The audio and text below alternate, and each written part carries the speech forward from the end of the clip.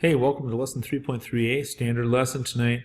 It's the third in our series of solving equations. Tonight it's division equations. We got ourselves a review, a video with pause and ticket to the show problems, just 3 other pause problems in the guided section, and then we'll have you do the 1 through 15 even numbers. You can do the odds as a challenge or enrichment if you'd like. Let's get started. Here's your problems for the review. Let me make these a little bit smaller and get myself out of the way. Go ahead and pause and spend no more than 5 minutes working on these problems.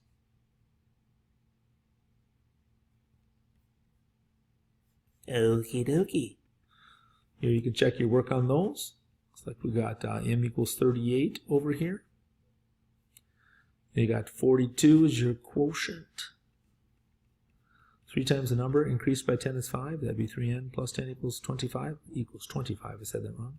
4 times the sum of a number k and 10. 4 times the sum of a number k and 10.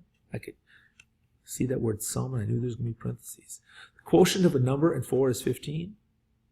n divided by 4 equals 15. Well, n divided by 4 equals 15. Either one. I think this is the one we'll be working with tonight a lot. 5 times the difference between a number and 2. So here's the number and 2. We're finding the difference there. It means subtract. That is 40 or equals 40. Good. All right, you are ready for the video tonight, folks. Hang on to your hats. Kind of a crazy one. You're going to be able to do this, but it's going to take a little concentration, and you got to use the right form. So good luck. Listen carefully. Good evening, folks. Tonight we're going to be solving division equations. Before we do that, let's go ahead and start off with our trivia question for the day. How many times can you fold over a single piece of paper? I'm just talking about a standard 8.5 by 11 piece of paper, maybe even a little bit bigger. All right, I'll give you the answer to that question after our instructions tonight. Officially, our target is I can solve division equations using inverse operations. Let's dive into a word problem right away. This is about my son Casey. Casey divided his 47 brand hat collection evenly on 3 walls of his bedroom. Write an equation that represents this situation. Use the inverse operation to isolate the variable and determine how many hats he has in his collection. Whoa, that's a mouthful. First of all, and most importantly, 47 brand hats. These are awesome. That's all I ever wear. So if you see me wearing a hat, it's a 47. My favorite is the franchise because I can wear them forward or backward. All right. Anyway, he's got this hat collection. So here it is. Here's this hat collection. He divided it amongst his 3 walls, and there's 15 on each wall. Well, you can kind of already figure out that there's 45, but how do you prove that?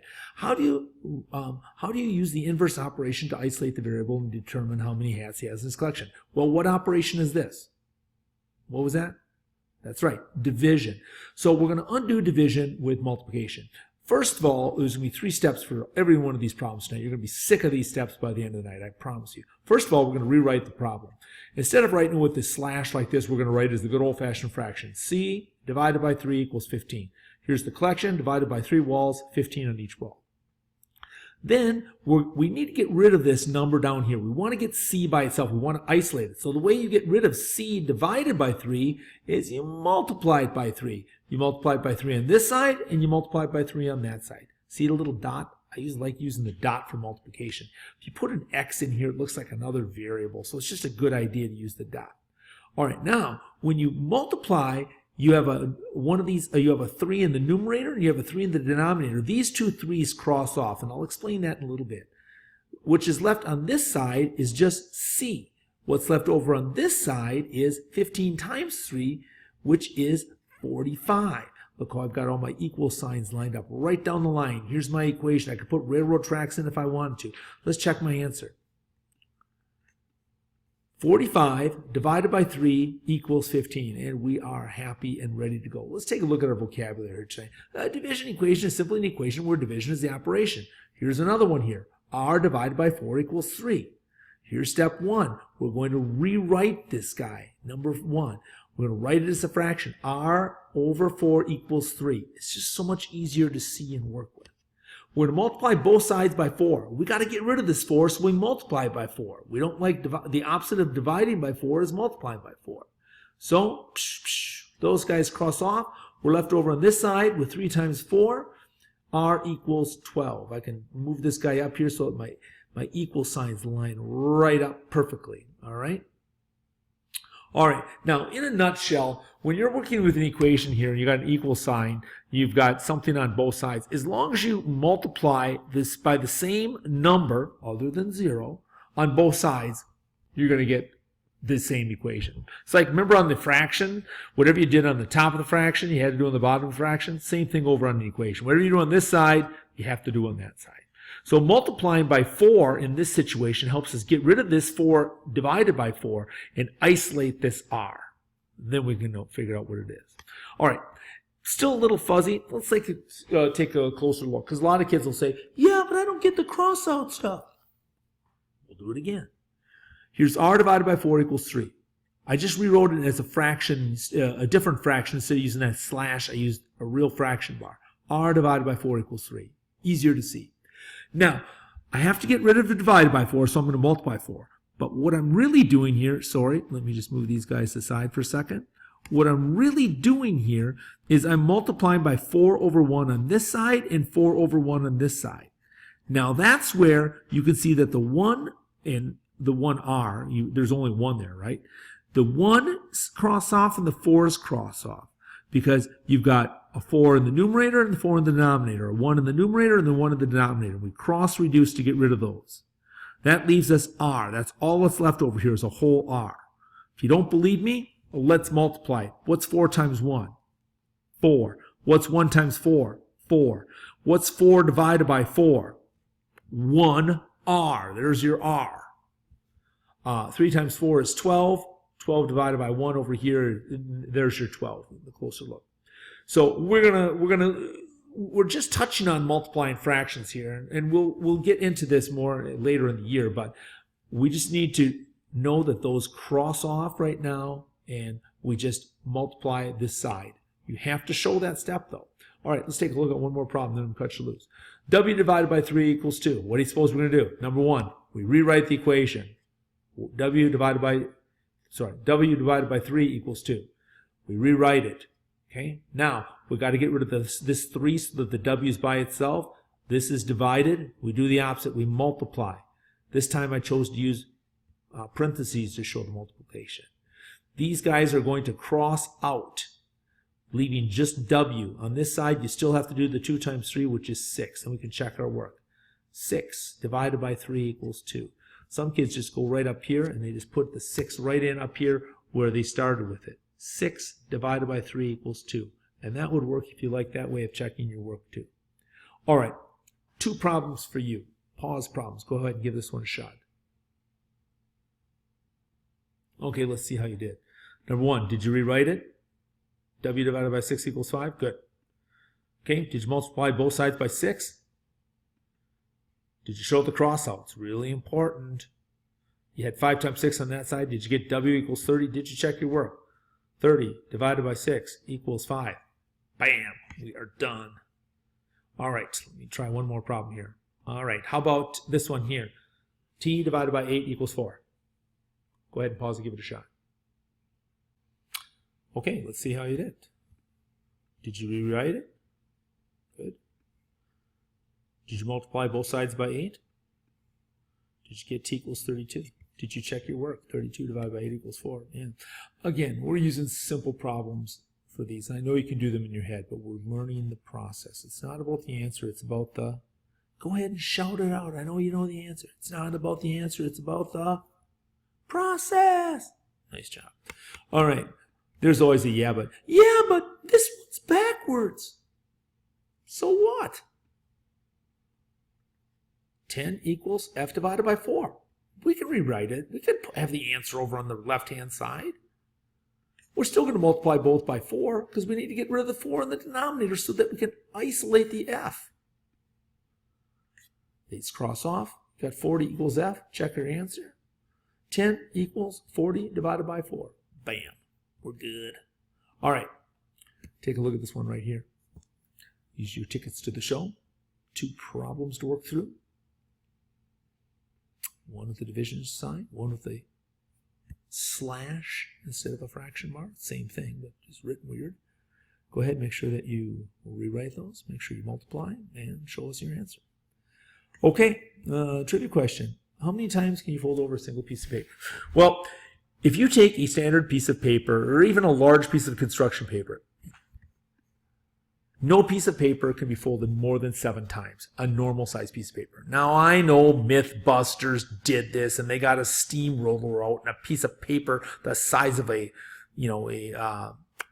like a parachute or something like that. But no, standard piece of paper, and I know you're all going to bring me a piece of paper tomorrow and try to show me you can fold it more than 7 times. You cannot fold it in half more than 7 times. So each time you fold it, you have to fold it in half. You do that more than 7 times, I'm going to be impressed. All right, thanks for listening. Have a good day. See what I mean? I told you they were a little bit harder than the addition and subtraction equations we've been working with. But we can do this. Remember, a division equation simply has division in it. We're going to use the inverse operation, which is multiplication, to isolate the variable, means get it by itself, and solve. All right, we've got w divided by 7 equals 11. Number 1. First step, rewrite it as a fraction. W divided by 7 equals 11. Okay, second step, we're going to multiply. We've got to get rid of this 7 so that W is by itself. So this is divided by 7, multiply by 7 on this side, by 7 on this side, or times 7. The 7's cross off. You got 1 in the numerator, 1 in the denominator. W equals 77. Some of you, I'm sure, are still a little fuzzy on this cross off. Let's take a closer look. We did this in the video too. F divided by 2 equals 7 is our problem. Here's F divided by 2 equals 7. I just rewrote it. I got to get rid of this 2. So this is really 1F over 2, because there's just 1 F there, right? So the opposite of 1/2 is 2 over 1. Those cross off. You have 1's in the numerators, 1's in the denominators. All that's left is just plain F. Or if you want to multiply it, you could say 2 times 1 is 2. 1 times 2 is 2. 2 divided by 2 is still 1F. But we multiply this side by 2 over 1, so we have to multiply this side by 2 over 1. 7 times 2 is 14. 1 times 1 is 1. 14 divided by 1 is 14. Let's take a look at 2 problems that we shortcut that on.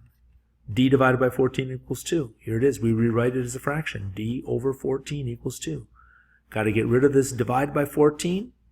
So we multiply by 14 on both sides.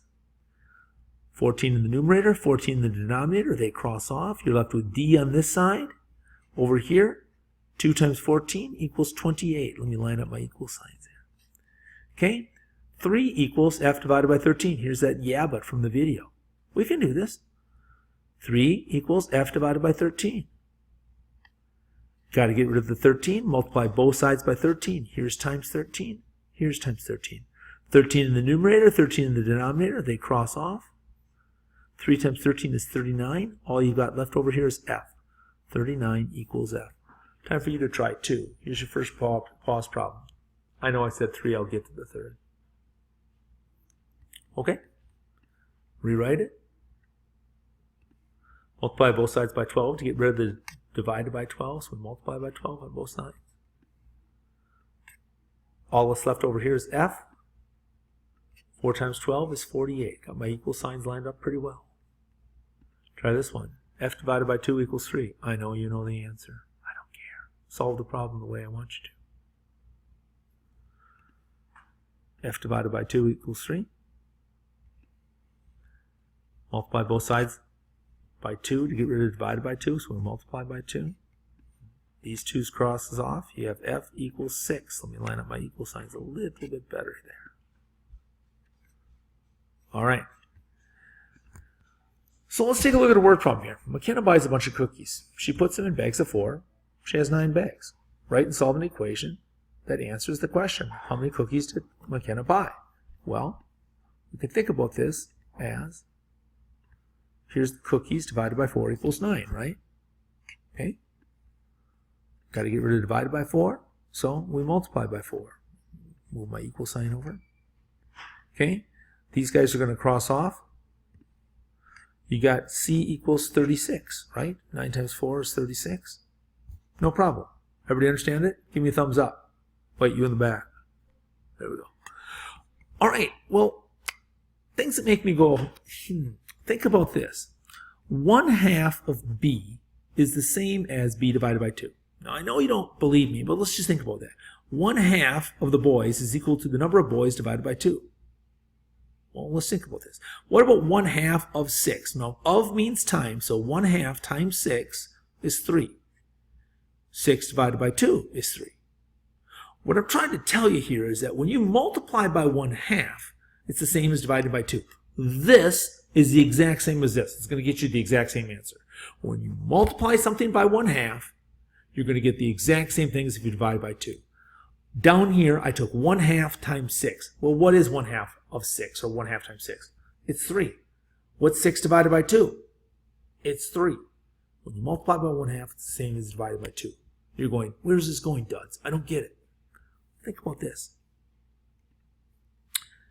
Instead of, here's the exact same problem. Instead of putting c over 4, I'm going to multiply c by 1/4. We can do that. It's the same thing. When you multiply by something by 1/4, it's the same as dividing by 4. Watch the way this problem works out. So now I have 1/4 of c equals 9. Here's the 1/4. Oops, there should be another line going across here too. I forgot to put that in. I apologize. The 4's cross off, the 1's cross off. You're left over on this side with 9 times 4, which is 36 over 1.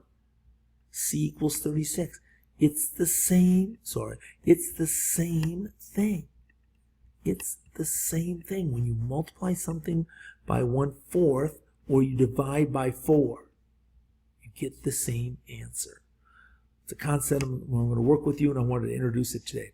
All right, here are your problems. I've attached this as a PDF. You can work it as a PDF, or you can work them in your notebook. I don't care. I want you to do the even problems. In other words, problems 2 through 14 as a challenge problem, or if you'd like a little enrichment, you can go ahead and do the others. But the required problems are the even problems. You know what? I can make this even bigger so that you can see, yeah, there's some word problems here too. So let me just get this set, and I'll move my picture up. You can see the first 9 problems. You're going to use the inverse operation to solve it, just like we've done. You're going to have to rewrite them, multiply both sides, solve. Here's 1 through 9. There's 5 and 10. Down here you can see these two now. And let me just take in back a little bit so you can see the word problems.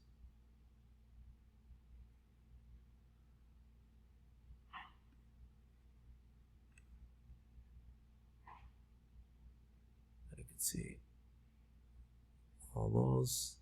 There's all the word problems. Alrighty. Let's take a look at those answers and my work steps. Scroll through them. You can see the first 10 there. Sorry, I had to work them by hand. But you can see the answers. So put a little fraction, putting that bar down there to show that I'm done. Okay. Word problems, kids usually have questions. Just get them up there. I'll put myself over here. Scroll up so you can see all those.